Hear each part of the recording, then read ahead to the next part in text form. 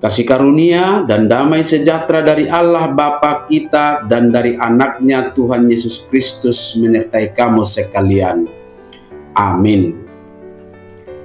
Shalom saudara-saudaraku yang dikasihi Tuhan Allah. Firman Tuhan yang hadir menyapa kita di akhir pekan ini, hari Sabtu tanggal 28 Maret 2026, tertulis dalam Injil Markus pasal 2 ayat 17. Mari sahabatku, kita simak dan renungkan firman Tuhan yang menjadi kekuatan dan inspirasi untuk menjalani hari ini. Demikian, Yesus mendengarnya dan berkata kepada mereka, "Bukan orang sehat yang memerlukan tabib, tetapi orang sakit. Aku datang bukan untuk memanggil orang benar, melainkan orang berdosa."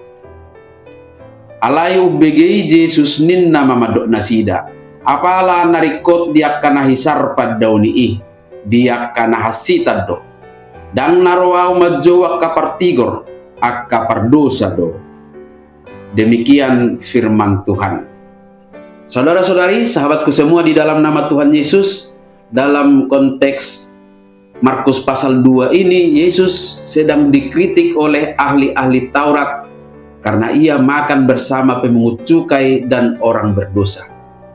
Para ahli Taurat merasa diri mereka sehat secara spiritual, sehingga mereka menutup diri kepada Sang Tabib Agung, yaitu Yesus Kristus.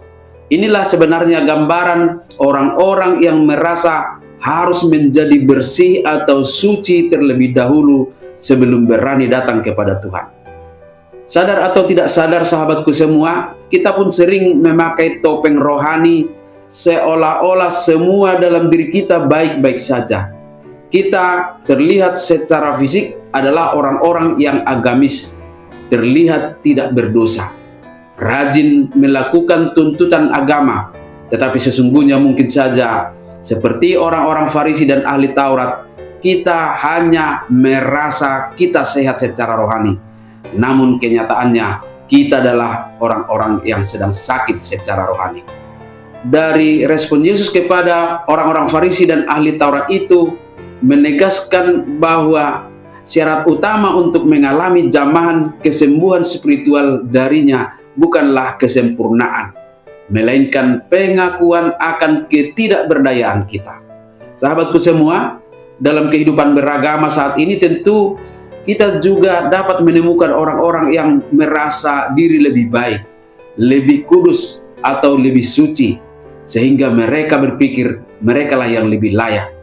Sikap seperti inilah yang sangat terlihat pada orang-orang Farisi dan ahli Taurat. Banyak orang, dan barangkali diantaranya adalah kita sendiri, yang seringkali menghakimi orang-orang yang jatuh, yang dicap sebagai pendosa. Tetapi dalam nas ini, Yesus menawarkan pemulihan. Ia tidak menjauh dari penyakit dosa. Ia justru mendekatinya untuk memulihkannya dan menyembuhkannya.